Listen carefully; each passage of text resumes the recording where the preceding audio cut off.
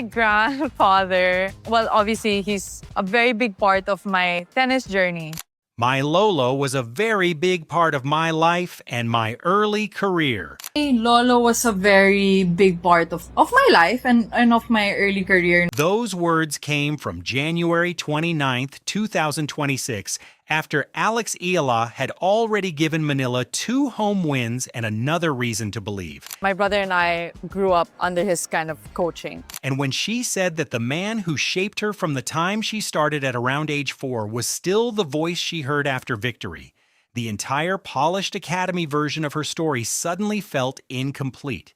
Because what she revealed in that moment was not sentimental decoration. It was the truth tennis keeps trying to skip past, and the line she delivered about shell courts, Spain, and what her grandfather sacrificed is what turns this from a nice family tribute into one of the most important origin stories in the sport. Before Mallorca, before the global headlines, before the sport learned how marketable Alex Eala could become, there was her late grandfather, Roberto Bobby Maniego. Tennis champion, a champion daughter, a champion student, and a champion friend. Teaching her on local courts in the Philippines. He was not a side character in the prologue. He was the beginning itself, the first coach she knew, and the first person shaping how she thought about the game. In January 2026, during her home run at the Philippine Women's Open, Eala tied her present directly back to him again. That is why this story matters, because on January 29th in Manila, she did not celebrate her rise by glorifying the system around her. She brought the credit home. The conflict here is not one rival across the net. It is a far more stubborn opponent than that. Tennis loves the Academy narrative because it is clean, expensive, and easy to package. Put a future star inside a famous training environment, attach a legendary name to the journey, and the story almost writes itself. In Alex Eala's case, the later chapter in Spain became the part many people repeated because that chapter sounds familiar to the modern tennis machine. And to be fair, elite academies deserve credit for sharpening talent. They refine, they expose, they professionalize. What they do not deserve is sole ownership of a player they did not create. That is where the story around Eala has been quietly wrong. Her discipline, her court identity, her emotional steel, the qualities viewers kept recognizing long before the rankings stabilized, were already taking shape on Philippine shell and hard courts under a grandfather who was thinking several years ahead of everyone else. When the coverage starts too late, it erases the sacrifice that made the later success possible. So this is not a fight between family and academy. It is a fight between origin and branding, and Alex herself keeps forcing the sport to remember which one came first. Start with the most basic fact, because it matters more than any glossy montage ever will. He was my coach, one and only coach. Alex Eala said her grandfather was her coach ever since I started before I moved to Spain. That is not interpretation. That is direct testimony from the player whose life we are talking about, which means the foundation was not outsourced. It was built at home. And that distinction changes everything. When a future world number 29 and current top 50 player tells you the first architect of her game was not an institution, but her own Lolo, then every later achievement has to be traced back to that original source. That origin becomes even more powerful when you hear how deliberate it was. In her August 2025 interview, Eala explained her grandfather was already thinking about the bigger picture, and then she gave the line that should make every tennis parent sit up straight. There's no shell courts outside of the Philippines. If we want to compete abroad, we're going to have to learn on hard courts. A grandfather in the Philippines saw the world more clearly than people with far more money, far more access, and far more status. Put yourself in that scene for a second. You are a young girl learning a sport in local conditions that do not resemble the global circuit. Most families would teach comfort. Bobby Maniego taught adaptation. He was not preparing Alex to be impressive in the neighborhood. He was preparing her to survive outside of it. That is not nostalgia. That is strategic coaching. And once you understand that hard court decision, the rest of her rise starts to look less surprising and more inevitable. The signs were there in the planning long before the rankings caught up. Then comes the part that cuts even deeper. Eala did not merely credit him for introducing her to tennis. She credited him for what kind of competitor she became. Speaking about his style, she said, "He's a very tough guy. He was one of those tough love coaches.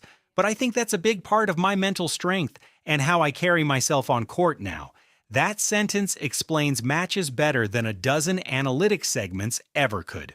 When Laura Siegemund took the opening set from her in Miami, 6-7, 6, and Eala still steadied herself to take the next two sets 6-3, 6-3, that did not look like a player invented by marketing. When she followed that with a straight sets win over Magda Linette, 6-3, 7-6, 2, that composure did not appear out of thin air either. The poise people praise in the present has a creator in the past. And notice the contrast. The Academy story tells you where she was polished. Her own words tell you where she was formed. Miami proved that this was not some soft, sentimental backstory. It was competitive reality. Then Manila made it personal. After advancing at the Philippine Women's Open, Eala did not give the crowd a rehearsed corporate answer. She gave them grief, memory, gratitude, and loyalty in the same breath. My Lolo was a very big part of my life in my early career. He was my coach ever since I started before I moved to Spain, and pinapag-isipan ko siya, and I think of him every once in a while when I have good results. That Tagalog fragment matters. It lands differently because it carries home inside it, not performance, not branding, home. And then she went even further. Sometimes I think what he would tell me, or how he would feel, or how he would look, or how he would react if he saw all that I've achieved today, but he's always been so supportive and he's sacrificed a lot for me. That is the emotional center of this whole story. A player standing in front of her own people after another win, refusing to let success wash away the person who built her. In the biggest moments, she does not run toward a polished tennis myth, she runs backward, to memory, to sacrifice, to family. If you were one of the fans who felt there was something more authentic, more rooted, more unmistakably Filipino about Alex Eala from the start, Manila gave you your evidence. The instinct was not romanticizing, it was recognition. And the final proof is this: she still trains at the Rafa Nadal Academy today. She is not denying what came later. She is putting it in the correct order. That is why this story is so strong. It is not rebellion against elite training. It is loyalty to the truth. She can benefit from the global system and still declare publicly and repeatedly that the first hands shaping her game belonged to her grandfather on Philippine courts. That hierarchy of credit is exactly what makes her the people's champion. Usually, this is the point where a script reaches for a legend, an analyst, or a former champion to certify what the audience is watching. Here, the most powerful authority is stronger than all of them. It is Alex Eala herself, the woman who lived the practices, carried the lessons, climbed to a career-high number 29 in March 2026, and stood in Manila with the weight of national expectation on her shoulders. No outside observer can outrank the athlete when the subject is her own origin, and her testimony is crystal clear. My Lolo was a very big part of my life and of my early career. No, he was my coach ever since I started up until I moved to Spain. My Lolo was a very big part of my life and my early career. He was my coach ever since I started before I moved to Spain. That statement matters because it closes the argument, not softens it, closes it. The Academy can help explain the refinement. Alex Eala explains the source, and when the source speaks that directly, the sport does not get to pretend it misunderstood. What happened in Manila reaches beyond one family and one player. In a tennis era obsessed with premium pathways, Alex Eala's story reopens the imagination for every family training on imperfect courts and every young player being told that legitimacy only begins once an elite institution notices them. Her rise says something powerful. World-class ambition can begin in local hands. That matters in the Philippines, and it matters across Asia. Because once a top-level player keeps insisting that her core was built before the academy, She gives permission for an entire generation to honor their own starting point instead of apologizing for it. Now, the next chapters become even more loaded. Stuttgart is not only another tournament on the schedule. It is the next test of whether that family-forged resilience keeps traveling across surfaces. And the next time she returns to the Philippine Women's Open in Manila, the crowd will not simply be watching a result. They will be watching a legacy they now understand more fully. My prediction is straightforward. If the discipline that carried her through Miami and back into form in Linz stays intact through the clay season, Alex Eala will push herself back toward the top 30 range again.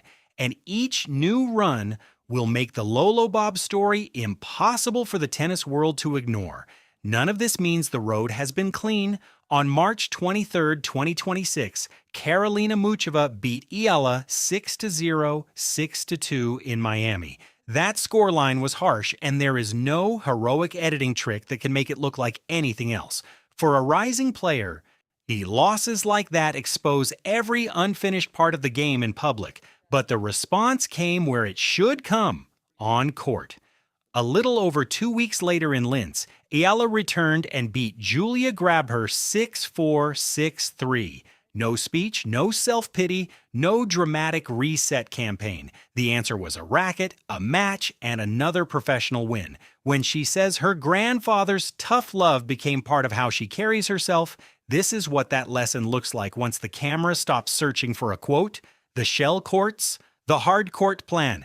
Ever since I started, pinapag-isipan ko siya, the win in Manila, the memory of a grandfather she still consults in her mind when the results come good. That is the journey. Alex Eala's rise was not born in a headline-friendly academy story. It was born in a Filipino family that saw farther, demanded more, and built a player strong enough to carry that truth onto the world stage. So here is the real question. When you look at the player Alex Eala is becoming, who deserves more credit for the core of her success? The Nadal Academy that refined her game, or Lolo Bob, who built it before Spain ever entered the picture? And if you are the kind of fan who recognized that her story always carried something deeper than rankings and highlight clips, this is your place. Subscribe and stay with this community, because when Stuttgart arrives and when Manila welcomes her home again, the people here will understand those moments before the rest of the tennis world catches up.